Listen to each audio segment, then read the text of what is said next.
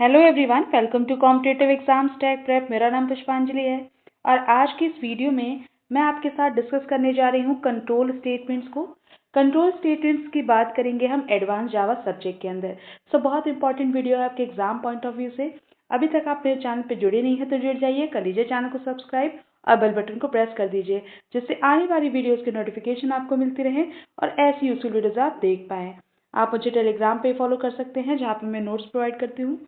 Link description box में मिल जाएगा, वहां से चेक करके ज्वाइन कर सकते हैं। एडवांस जावा की पूरी प्लेलिस्ट को फॉलो करने के लिए भी लिंक डिस्क्रिप्शन बॉक्स में दिया हुआ है, वहां से सारी वीडियोस को सीक्वेंशली आप एक्सेस कर सकते हैं। तो चलिए स्टार्ट करते हैं। हम कंट्रोल स्टेटमेंट्स की बात करते हैं कि क्या होते हैं कंट्रोल स्टेटमेंट्स जो है एडवांस जावा में। तो बात करते हैं कंट्रोल स्टेटमेंट्स पे। कंट्रोल स्टेटमेंट्स की अगर हम बात करें जावा के अंदर, तो जावा के अंदर जो कंट्रोल स्टेटमेंट्स होते हैं वो बेसिकली क्या होते हैं, वो आप हमारे ऐसे इंस्ट्रक्शंस होते हैं जो हमारे प्रोग्राम की फ्लो को जो है वो कंट्रोल करें।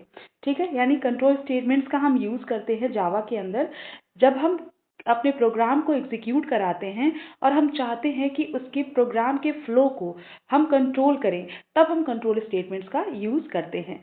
तो ये कंट्रोल कैसे करेंगे, हम प्रोग्राम के फ्लो को कंट्रोल कैसे करेंगे, based on some specific conditions या फिर लूप्स की हेल्प से। तो हमारे जो कंट्रोल स्टेटमेंट्स होते हैं वो हमारे कहाँ कहाँ यूज़ किए जाते हैं।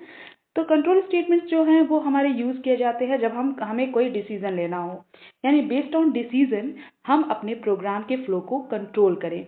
यानी control program flow based on conditions, यानी कंडीशंस के बेसिस पे जब हम प्रोग्राम के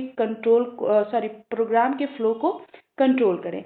यानी फॉर एग्जांपल कैसे डिसीजन लेंगे कि डिसीजन हमारे इफ स्टेटमेंट से लिए जाते हैं, स्विच से लिए जाते हैं। तो जो भी हमारे डिसीजन मेकिंग स्टेटमेंट्स होते हैं उनसे हम क्या करते हैं, उनको इस्तेमाल करके हमारे प्रोग्राम के फ्लो को कंट्रोल कर सकते हैं। साथ में कंट्रोल स्टेटमेंट्स का इस्तेमाल किया जाता है जब हम अपने प्रोग्राम के एग्जीक्यूशन को बार बार किसी एक पर्टिकुलर प्रोग्राम के कोड को हम क्या चाहते हैं कि बार बार उस कोड को रिपीट करें, यानी हम मल्टीपल टाइम्स उस कोड को एग्जीक्यूट कराना चाहते हैं, तब भी हम कंट्रोल स्टेटमेंट्स का यूज़ करते हैं। तो loop through block of code, यानी ब्लॉक ऑफ कोड के थ्रू अगर हम लूपिंग करना चाहते हैं तब भी हम कंट्रोल स्टेटमेंट्स का यूज़ करेंगे। ऑलराइट, और कहाँ यूज़ करेंगे, थर्ड हम यूज़ करते हैं जब हम किसी एक कोड के पार्ट को जब एग्जीक्यूट कराना है, यानी प्रोग्राम को आप जब एग्जीक्यूट कर रहे हैं और चाहते हैं कि उस एक प्रोग्राम को जब आप नॉर्मली एग्जीक्यूट कर रहे हैं वहाँ से किसी पर्टिकुलर ब्लॉक ऑफ कोड पे आप जंप करना चाहते हैं, तब भी आप कंट्रोल स्टेटमेंट्स को यूज़ कर सकते हैं। ठीक है, तो कंट्रोल स्टेटमेंट्स को हम 3 जगह यूज़ करते हैं। पहला तो आपको जब कोई डिसीजन बेस्ड ऑन डिसीजन आपको प्रोग्राम को एग्जीक्यूट कराना है, यानी अगर कंडीशन ट्रू हुई तो आप एग्जीक्यूट कराएंगे, अगर कंडीशन ट्रू नहीं हुई तो आप एग्जीक्यूट उसको नहीं कराएंगे। या फिर आप कंट्रोल स्टेटमेंट्स का इस्तेमाल तब करते हैं जब हम किसी एक ब्लॉक ऑफ कोड को बार बार रिपीट कराना चाहते हैं, तब भी हम कंट्रोल स्टेटमेंट का यूज़ करेंगे। साथ में अगर हम किसी पर्टिकुलर ब्लॉक ऑफ कोड पे जंप करना चाहते हैं तब भी हम कंट्रोल स्टेटमेंट्स का इस्तेमाल कर सकते हैं। तो कंट्रोल स्टेटमेंट्स का इस्तेमाल हम इन जगहों पे कर सकते हैं। अब हम देखते हैं कितने टाइप के कंट्रोल स्टेटमेंट्स होते हैं। तो अगर जावा के अंदर हम बात करें कंट्रोल स्टेटमेंट्स की, तो कंट्रोल स्टेटमेंट्स जो हैं वो हमारे 3 मेन कैटेगरीज में डिवाइड किए जाते हैं। पहला तो हम डिसीजन मेकिंग के लिए यूज़ करेंगे, यानी पहला हमारा कौन सा होगा, डिसीजन मेकिंग स्टेटमेंट्स, और इनको हम बोलते हैं कंडीशनल स्टेटमेंट्स, क्योंकि ये कंडीशन के बेस पे प्रोग्राम के फ्लो को एग्जीक्यूट कर रही होती हैं। तो बेसिकली जो डिसीजन मेकिंग स्टेटमेंट्स होती हैं ये हमारे प्रोग्राम को अलाउ करती हैं कि ये हमारे डिसीजंस के बिहाफ पे, डिसीजन के बेसिस पे ब्लॉक ऑफ कोड को एग्जीक्यूट करेंगे, यानी बेस्ड ऑन सम कंडीशंस हम ब्लॉक ऑफ कोड को एग्जीक्यूट करेंगे। और इसके लिए जो हम यूज़ करेंगे डिसीजन मेकिंग स्टेटमेंट्स का वो होंगे इफ़, एल्स इफ लैडर या फिर स्विच स्टेटमेंट्स। तो ये जो आपके इफ लैडर जो होते हैं या स्विच स्टेटमेंट्स होती हैं, इन्हीं को हम बोलते हैं डिसीजन मेकिंग स्टेटमेंट्स। तो सबसे पहले हम बात करते हैं डिसीजन मेकिंग स्टेटमेंट्स में इफ स्टेटमेंट की। तो इफ स्टेटमेंट जो होते हैं वो हमारे जावा के अंदर बुलियन कंडीशंस को इवैल्यूएट करने के लिए यूज़ किए जाते हैं। तो इफ कंडीशन जो है क्या करता है, तो अगर कंडीशन ट्रू हुई, इफ स्टेटमेंट्स में कंडीशन अगर ट्रू होती है तो ब्लॉक ऑफ कोड को हम एग्जीक्यूट कराते हैं, अदरवाइज नहीं कराते हैं। इसका सिंटैक्स कैसे हम लिखेंगे? तो सिंटैक्स लिखने के लिए आपको लिखना है इफ देन कंडीशन लिखनी है, और कंडीशन के बाद आपको कर्ली ब्रेसेस लगा के उस स्टेटमेंट्स को लिख देना है जिसको इस कंडीशन के बेसिस पे आपको एग्जीक्यूट कराना है। यानी वो ब्लॉक आपको लिखना है जिसको कंडीशन के ट्रू होने पे एग्जीक्यूट कराना है, वो हम यहाँ पे लिखेंगे। तो जब हमारी कंडीशन ट्रू होगी तो हमारा ये ब्लॉक हमारा एग्जीक्यूट करेगा, अदरवाइज नहीं करेगा। तो ये हमारा पहला डिसीजन मेकिंग स्टेटमेंट हो गया। सेकंड डिसीजन मेकिंग स्टेटमेंट है हमारा if else statement. If else statement में क्या होता है, ये भी हमारा बुलियन कंडीशन को इवैल्यूएट करने के लिए यूज किया जाता है। तो जब हमारी कंडीशन ट्रू होती है तो इफ वाले ब्लॉक में जो हमारा स्टेटमेंट लिखा हुआ है वो एग्जीक्यूट करता है, अदरवाइज हमारा एल्स वाले ब्लॉक में जो यूज किया जो स्टेटमेंट लिखा होता है उसे हम एग्जीक्यूट करते हैं। यानी अगर कंडीशन ट्रू है तो इफ वाला स्टेटमेंट चलेगा, अगर कंडीशन फॉल्स है तो एल्स वाला स्टेटमेंट हमारा एग्जीक्यूट होगा। तो ये हमारा सेकंड डिसीजन मेकिंग स्टेटमेंट है। थर्ड डिसीजन मेकिंग स्टेटमेंट जो होता है वो होता है if else if ladder statement. If else if ladder क्यों कह रहा है? क्योंकि यहाँ पे हम मल्टीपल बुलियन कंडीशन को इवैल्यूएट कराते हैं सीक्वेंशियली। यानी फॉर एग्जाम्पल अगर आपका सिंटेक्स की देखें तो सिंटेक्स में क्या लिखा है यहाँ पे, इफ कंडीशन 1 देन स्टेटमेंट 1 आपको एग्जीक्यूट करना है, इफ कंडीशन 2 देन आपका एल्स इफ कंडीशन 2 देन आपका स्टेटमेंट 2 एग्जीक्यूट कराना है। इस तरह से आपको बहुत सारे इफ स्टेटमेंट्स दिए हैं। तो जब आपका कोई भी इफ स्टेटमेंट अगर ट्रू है तो आप उससे रिलेटेड जो ब्लॉक ऑफ कोड है वो एग्जीक्यूट होगा। अदरवाइज अगर कोई भी इफ स्टेटमेंट का ब्लॉक जो है वो ट्रू नहीं है, यानी कोई भी कंडीशन इफ की ट्रू नहीं है, तो हमारा एल्स वाला ब्लॉक जो है वो हमारा रन करेगा। तो यहाँ पे मल्टीपल इफ आप कह सकते हैं जब हमें यूज करना है तो इफ एल्स लैडर को यूज करेंगे। ठीक है। नेक्स्ट बात करें स्विच स्टेटमेंट्स की। तो स्विच स्टेटमेंट हमारे अनदर डिसीजन मेकिंग स्टेटमेंट्स हैं जो हमारे मल्टीपल जो कंडीशंस को चेक करते हैं। ठीक है। यानी बेस्ड ऑन मल्टीपल कंडीशन हमारा one block of code execute होता है with the help off switch statement. यानी यहाँ पे हम क्या करेंगे, मल्टीपल केसेस को चेक करेंगे। यानी किसी भी वैल्यू के लिए मल्टीपल केसेस को चेक करेंगे और जो भी केस मैच कर जाएगा उससे रिलेटेड कोड जो है वो रन हो जाएगा। अगर कोई भी केस मैच नहीं होता है तो क्या होगा, तो डिफॉल्ट वाला ब्लॉक रन करेगा। फॉर एग्जाम्पल जैसे सिंटेक्स की बात करें तो हम कैसे लिखेंगे इसको, स्विच देन आपको एक्सप्रेशन लिखना है यानी वैल्यू लिखनी है। उसके बाद आपको लिखना है केसेस को। केसेस क्या होंगे, जैसे केस वैल्यू 1, देन अगर ये वाला केस ट्रू होगा तो इसका कोड चलेगा, देन आप ब्रेक स्टेटमेंट का इस्तेमाल करके लूप से बाहर आ जाओगे, यानी स्विच केस से बाहर आ जाओगे। अगर केस 2 आपका ट्रू होगा तो आप इसका स्टेटमेंट ट्रू जो है एग्जीक्यूट करके आप ब्रेक से बाहर आ जाओगे। इस तरह से आपकी मल्टीपल कंडीशंस लिखी हुई हैं, जो भी केस आपका मैच करेगा उससे रिलेटेड कोड जो है वो एग्जीक्यूट होगा। अदरवाइज अगर कोई भी केस मैच नहीं कर रहा है तो डिफॉल्ट वाला केस जो है वो रन कर जाएगा और आप स्विच स्टेटमेंट से बाहर आ जाएंगे। ठीक है।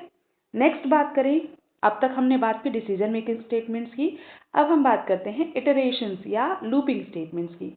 तो हमने देखा कि कंट्रोल स्टेटमेंट्स को हम पहला तो हम कुछ कंडीशन के बेसिस पे हम प्रोग्राम के कंट्रोल को फ्लो करा रहे हैं, प्रोग्राम के फ्लो को कंट्रोल करा रहे हैं।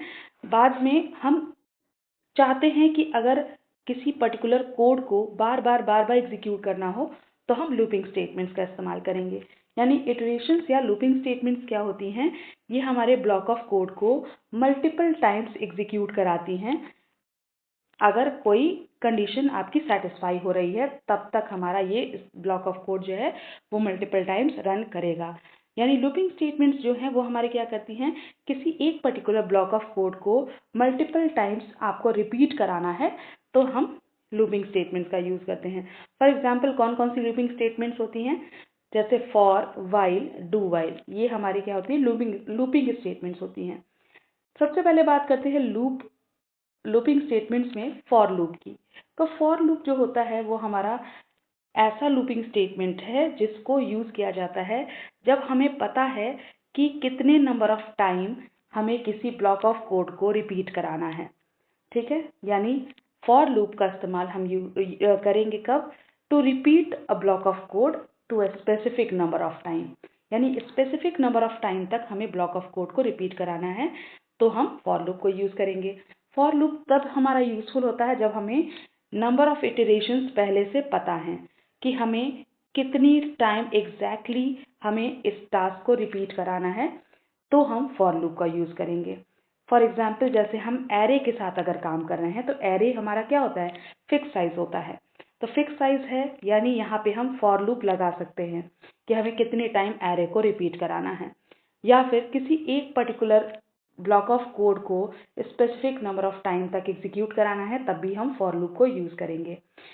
अगर इसके सिंटेक्स की बात करें तो सिंटेक्स में होता है फॉर, देन हम ब्रैकेट में इनिशियलाइजेशन लिखते हैं कि वैल्यू को इनिशियलाइज करते हैं, देन हम कंडीशन लिखते हैं और इंक्रीमेंट और डिक्रीमेंट लिखते हैं। उसके बाद हम फॉर लूप में जो स्टेटमेंट हमें बार बार एग्जीक्यूट कराना है उस ब्लॉक ऑफ कोड को इस फॉर लूप के अंदर लिख देते हैं। ठीक है, तो इस तरह से हम फॉर लूप को यूज़ करेंगे। नेक्स्ट हम लूपिंग स्टेटमेंट्स की बात करें तो हमारा आता है वाइल लूप। वाइल लूप जो है वो हमारा यूज़ किया जाता है जब हमें किसी पर्टिकुलर ब्लॉक ऑफ कोड को रिपीट कराना है जब तक कि हमारा कोई स्पेसिफिक कंडीशन ट्रू हमारी रहती है। यानी अगर हमारी कंडीशन ट्रू है तो हमारा वो ब्लॉक ऑफ कोड जो है वो रन करेगा। तो वाइल लूप तब यूजफुल होता है जब हमें पता ही नहीं है कि कितनी नंबर ऑफ टाइम हमें टास्क को रिपीट कराना है। अगर हमें पता है कि कितने नंबर ऑफ टाइम टास्क को रिपीट कराना है तो हम फॉर लूप यूज़ करेंगे, लेकिन अगर हमें नहीं पता है कि कितने नंबर ऑफ टाइम हमें टास्क को रिपीट कराना है तो हम वाइल लूप का इस्तेमाल करेंगे। तो ये जो लूप है वो हमारा तब तक कंटिन्यू रहेगा, तब तक रिपीट करता रहेगा टास्क को जब तक हमारा कंडीशन जो है वो ट्रू रहता है। अगर कंडीशन फॉल्स हो जाती है तो हमारा वहाँ पे रिपीटिशन बंद हो जाएगा। ठीक है, इसका सिंटेक्स क्या हो जाएगा? वाइल, देन हम लिखेंगे कंडीशन कि किस कंडीशन पे हमारा, अगर कंडीशन जो भी होगी वो कंडीशन अगर ट्रू रहती है तो इसके अंदर का स्टेटमेंट हमारा रन होगा, तब तक रन होगा जब तक ये कंडीशन ट्रू रहेगी, और जब कंडीशन फॉल्स हो जाएगी तब ये स्टेटमेंट से हम बाहर आ जाएंगे, वाइल लूप से बाहर आ जाएंगे। नेक्स्ट बात करें लूपिंग स्टेटमेंट्स की तो आपका आता है do while loop. Do while loop जो है वो यूज़ किया जाता है जब हम किसी ब्लॉक ऑफ कोड को रिपीट करना चाहते हैं कम से कम एक बार, और उसके बाद जब तक कंडीशन ट्रू है तब तक हम उसको रिपीट कराना चाहते हैं, तो हम डू वाइल लूप का इस्तेमाल करेंगे। डू वाइल लूप जो है वो हमारा यूजफुल कब होता है? जब हम चाहते हैं कि हमारा कोड कम से कम एक बार रन करे ही, चाहे हमारी कंडीशन ट्रू ना हो तब भी, यानी कंडीशन फॉल्स होने पे भी हमारा कम से कम एक बार कोड जो है वो रन कर जाए। इस कंडीशन में हमारा डू वाइल लूप को इस्तेमाल किया जाता है। ठीक है, तो लूपिंग स्टेटमेंट में हमने 3 स्टेटमेंट्स की बात कर ली।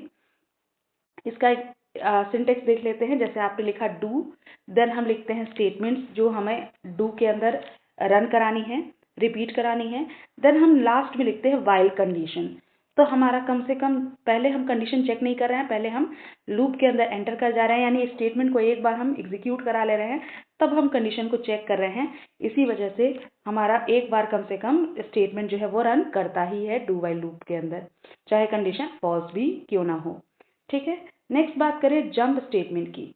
तो जंप स्टेटमेंट्स क्या होती हैं? ये जो हमारी कंट्रोल स्टेटमेंट होती है, ये हमारा यूज़ किया जाता है जब भी हम प्रोग्राम के फ्लो को कंट्रोल करना चाहते हैं या चेंज करना चाहते हैं। यानी हम चाहते हैं कि प्रोग्राम के किसी स्पेसिफिक पार्ट पे जंप कर जाएं, तब हम जंपिंग स्टेटमेंट या जंप स्टेटमेंट्स को यूज़ करते हैं। तो इसमें जंप स्टेटमेंट में कौन कौन से स्टेटमेंट आते हैं? जैसे ब्रेक स्टेटमेंट हो गया, कंटिन्यू स्टेटमेंट हो गया, रिटर्न स्टेटमेंट हो गया, ये सब हमारे जंप स्टेटमेंट के अंदर आते हैं। तो सबसे पहले बात करते हैं ब्रेक स्टेटमेंट की। ब्रेक स्टेटमेंट क्या करता है? ब्रेक स्टेटमेंट का यूज़ किया जाता है जब भी हम किसी लूप से बाहर आना चाहते हैं या किसी स्विच स्टेटमेंट से के कंप्लीट होने से पहले उससे बाहर आना चाहते हैं, तो हम ब्रेक का इस्तेमाल करते हैं। तो ब्रेक बेसिकली क्या करता है? टर्मिनेशन के लिए हम यूज़ करते हैं कि अगर हम कोई लूप चला रहे हैं, बीच में ही हमें अगर एग्जिट करना है तो हम ब्रेक का यूज़ कर सकते हैं। ठीक है, तो दो जगह आपके यूज़ होते हैं। पहला तो लूप में कि ब्रेक स्टेटमेंट को हम यूज़ करते हैं कि लूप को टर्मिनेट कर पाएँ, यानी लूप से बाहर आना चाहते हैं, चाहे वो फॉर लूप हो, वाइल लूप हो, डू वाइल लूप हो, किसी भी लूप से आप बाहर आना चाहते हैं तो आप ब्रेक का इस्तेमाल कर सकते हैं। ये क्या करेगा? आपका अगर स्पेसिफिक कंडीशन आपको अगर मिली नहीं है तब भी आप पहले ही लूप से बाहर आ सकते हैं with the help of break statement. ऐसे ही स्विच स्टेटमेंट में भी आप इसको यूज़ करते हैं। तो स्विच स्टेटमेंट में हम इसको यूज़ करते हैं जब हम पर्टिकुलर केस से एग्जिट करना चाहते हैं, तब हम स्विच स्टेटमेंट्स में इसको यूज़ करते हैं। यानी सबसीक्वेंट केसेस से अगर के एग्जीक्यूशन से अगर हम बचना चाहते हैं, यानी सारे केसेस को चेक नहीं करना चाहते हैं, पर्टिकुलर चेक करके कंडीशन हम ब्रेक करना चाहते हैं, बाहर आना चाहते हैं लूप से, तो हम ब्रेक स्टेटमेंट का यूज़ कर सकते हैं। नेक्स्ट जो जंप स्टेटमेंट होता है वो होता है कंटिन्यू स्टेटमेंट। ब्रेक का बिल्कुल उल्टा होता है। तो कंटिन्यू स्टेटमेंट जो है वो हमारा क्या करता है, करंट इटरेशन से, यानी अगर लूप बार बार रिपीट हो रही है उससे बाहर आके आप नेक्स्ट इटरेशन पे अगर जंप करना चाहते हैं तो हम कंटिन्यू को यूज़ करते हैं। ठीक है, ये क्या करता है, किसी स्पेसिफिक कंडीशन से स्किप करके ये रेस्ट ऑफ द लूप को कंटिन्यू करता है। ठीक है, तो नेक्स्ट हम बात करें जो है रिटर्न स्टेटमेंट।